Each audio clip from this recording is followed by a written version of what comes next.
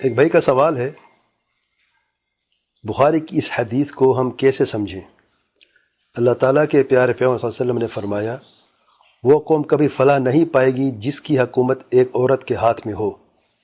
بخاری 7099۔ یہ حدیث واضح ہے، اس کو سمجھنے کے لیے یعنی کوئی کسی خاص لمبے چوڑے علم کی ضرورت نہیں ہے۔ اور جو حدیث کے صحیح الفاظ ہیں اس میں صرف حکومت کا ذکر ہے، حدیث میں حکومت کا ذکر نہیں ہے۔ حدیث جو صحیح الفاظ ہیں، اللہ تعالیٰ کے پیارے پیغمبر صلی اللہ علیہ وسلم فرماتے ہیں لن یفلح قوم ولوا امرهم امرأة، وہ قوم کبھی فلاح نہیں پائے گی جو اپنے معاملات عورت کے سپرد کر دیتی ہے، کہ ولی امر سربراہ کو عورت کو بنا دیتے ہیں۔ اور اس میں حکومت بھی شامل ہے، اس میں گھر کے سربراہ بھی شامل ہے، کسی کمپنی کی سی او بنانا اس کو وہ بھی شامل ہے۔ الغرض کسی بھی چیز میں عورت کو سربراہ بنانا اور اسی کو بڑا کر کے اس کے تابع ہو جانا، یہ مقصد ہے۔ اچھا، اس میں جو فلاح کی نفی ہے یاد رکھیں، یہ کون سی فلاح ہے؟ الدنیا والآخرہ، صرف دنیا نہیں، کیونکہ فلاح مطلق ہے، یہاں پر اس کو کوئی قید نہیں لگا کہ دنیا کی فلاح یا آخرت کی فلاح ہے۔ اور شریعت کے الفاظ میں جب مطلقاً کسی لفظ کو بیان کیا جائے تو اس کو سب احتمالات میں محمول کیا جاتا ہے۔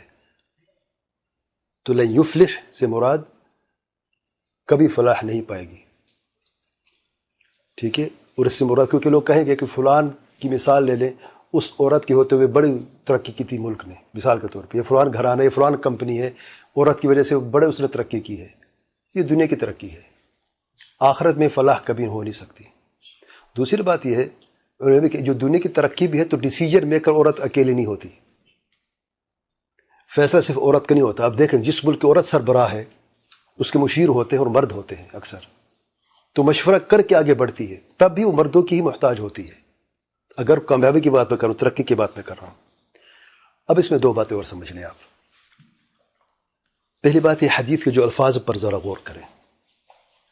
اور پھر درس میں ایک سوال آیا تھا نا عمومات کے تعلق سے، میں نے 7 کہے تھے، 6 بیان کیے تھے، 7واں بھول گیا تھا میں کہ الفاظ العموم جو ہیں، 7واں یہ تھا جو اس حدیث میں ہے، النکرہ فی سیاق النفی۔ دیکھیں کتنی اس میں عمومات ہیں، اب آپ حیران ہو جائیں گے۔ لن یفلح قوم، قوم کیا ہے؟ لن نفی کے لیے نا، مستقبل کی نفی کے لیے۔ اچھا، قوم نکرہ ہے فی سیاق النفی، کون سی قوم؟ کوئی بھی قوم، جتنے پڑھے لکھے ہو، جتنے ترقی یافتہ ہو، امیر ملک ہو، غریب ہو، کوئی بھی قوم ہو، عرب ہو، عجم ہو، عموم ہے کہ نہیں؟ عربی لغت کے اعتبار سے لفظ العموم میں آتا ہے۔ کوئی بھی قوم کبھی بھی فلاح نہیں پا سکتی۔ تو ایک یہ ہے ولو امرہم، امر مفرد ہے، ہم مضاف ہے، یہ کیا ہے؟ اور صیغۃ العموم ہے، ٹھیک ہے نا؟ کہ کوئی بھی معاملہ ہو، چاہے ملک کی ترقی کا ہو، چاہے کمپنی کی ترقی کا ہو، کہ گھر کے کسی معاملے میں کوئی فیصلہ کرنا ہو، چاہے کسی اور کوئی بھی امر ہو، ٹھیک ہے نا، عمومی طور پر اس میں شامل ہے۔ امرأہ دوسری نکرہ ہے لن سیاق النفی میں، کوئی بھی عورت ہو، بڑی ہو، چھوٹی ہو، ذہین ہو، کم ذہانت والی ہو، بڑی پیسے والی ہو، کم پیسے والی ہو، کوئی بھی عورت ہو، سب سے بڑی ذہین عورت ہی کیوں نہ ہو، یہ حدیث میں ہے۔ یہ حدیث میں تو بتا رہا ہوں میں آپ کو، اسی کے صیغۃ العموم، یعنی اس لفظ میں تمام احتمالات شامل ہیں جو ممکن ہے، جو ہو سکتے ہیں، یعنی کوئی بھی عورت۔ واضح ہے؟ اچھا، تیسری بات لن کی نفی مستقبل کے لیے، یعنی یہ نہیں صرف آپ صلی اللہ علیہ وسلم کے زمانے کی بات ہو رہی ہے، مستقبل میں بھی اگر ترقی یافتہ ملک ہو جاتے ہیں اور ٹیکنالوجی کا استعمال ہوتا ہے اور لوگ بڑے ذہین ہو جاتے ہیں، عورت بھی میدان میں کود پڑتی ہے اور وہ بھی بہت سارا علم حاصل کر لیتی ہے، سائنس میں ترقی کر لیتی ہے، تب بھی وہ قوم کبھی فلاح نہیں پائے گی اگر عورت کو سربراہ بناتی ہے۔ اب جس نے حدیث کا ترجمہ کیا ہے حکومت کے معاملے میں، یہ من باب اولا ہے، اس لیے بعض لوگ صرف حکومت کا ذکر کرتے ہیں، کیونکہ اکثر اوقات حکومت ہی مراد ہوتی ہے، اور اس حدیث کا سبب جو ہے یہی حکومت ہی ہے، کیونکہ کسریٰ جب مر گیا تھا تو اپنے بیٹے کو حاکم بنایا تھا، اللہ تعالیٰ کے پیارے پیغمبر صلی اللہ علیہ وسلم کو خبر ملی تو پھر یہ فرمایا لوگوں کبھی فلاح نہیں پائے گی جو اپنے معاملات عورت کے سپرد کر دے، اور مراد یہاں پہ کیا حکومت ہے، اس لیے بعض علماء نے یہ ترجمہ حکومت کا کیا ہے، ورنہ لفظ میں نے بتایا عموم ہے، اس میں امر سے مراد تمام امور اس میں شامل ہیں، کیونکہ امرہم میں حکومت بھی شامل ہے اور تمام معاملات باقی اس کے علاوہ بھی شامل ہیں۔ دوسری بات جو اس کے متعلق سمجھنی چاہیے، آخر کیوں یہ عورت کی تنقیص نہیں ہے۔ کچھ لوگ سمجھتے کہ عورت کیوں نہیں کر سکتی، کیونکہ عورت کا کام ہی نہیں ہے۔ یعنی شریعت نے جب عورت کو یہ حکم دیا ہے کہ تم نے پردے میں رہنا ہے، غیر مہر مردوں میں آپ نے مکس نہیں ہونا ہے، ٹھیک ہے نا، زیادہ تر گھر کے باہر بغیر وجہ کی ضرورت کے نہیں نکلنا ہے، ٹھیک ہے نا، اور حجاب کا حکم دیا ہے، پردے کا حکم دیا ہے، جو اجنبی مرد ان سے پردے میں رہو، بات کرنی ہے تو دھیمی آواز میں بات مت کرو، اس سے بھی ہونا کیا ہے، کام کی بات کریں طریقے سے بات کرنی ہے۔ تو کیا اگر عورت حکمران ہو تب ممکن ہے سب مشیر سب مرد ہوتے ہیں، پردہ کرنا بالکل ناممکن کے قریب ہے، تقریباً کہاں پہ پردہ ہوتا ہے، اور پھر سفر بغیر محرم کے کر نہیں سکتی، سفر کے لیے محرم کو ہونا لازمی ہے، یہ ساری چیزیں جو ہے ممکن نہیں ہے۔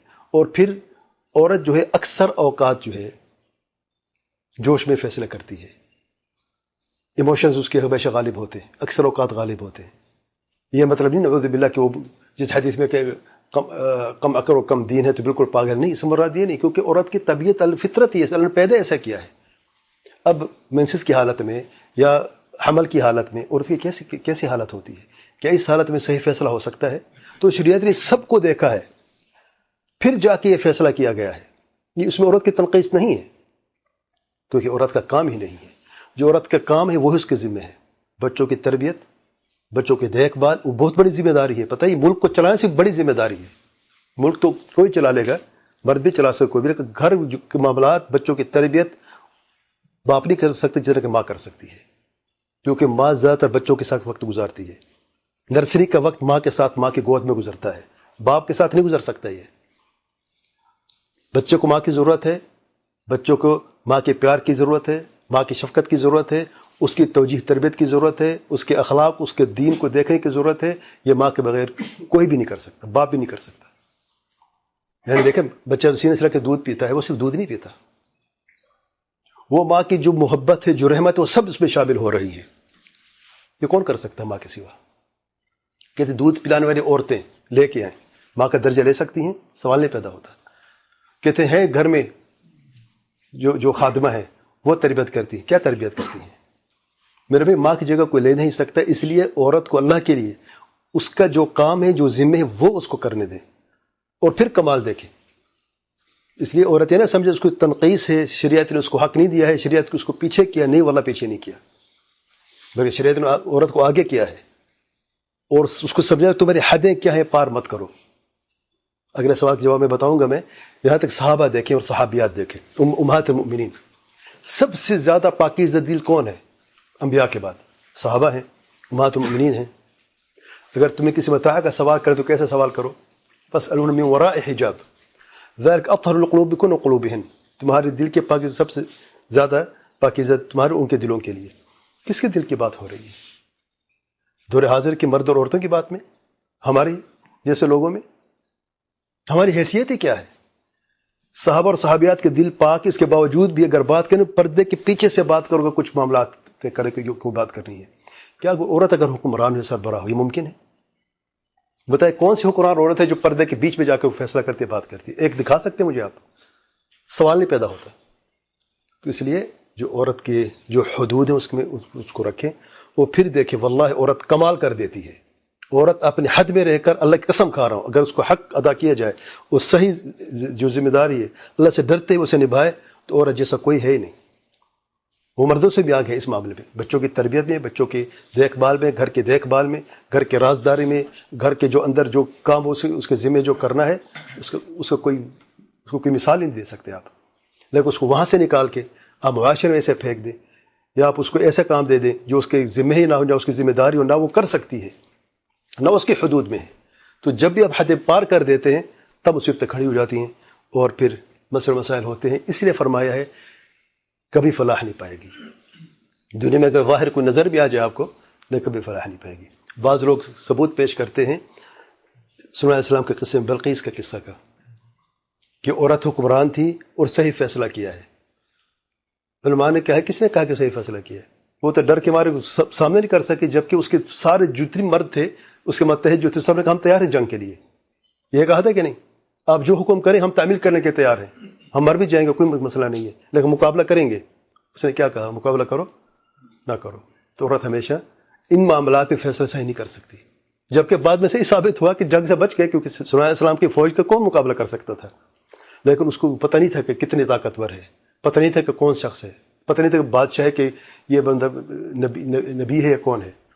بعد میں پتہ چلا ہے نا، وہ صرف اپنا تخمینہ دے کے ڈر کی وجہ سے، بچنے کی وجہ سے اس نے فیصلہ کیا کہ جنگ نہ کرے، بلکہ یہ دلیل بنتی ہے ان کے اگینسٹ، نہ کہ ان کے حق میں جو یہ شبہات پیش کرتے ہیں۔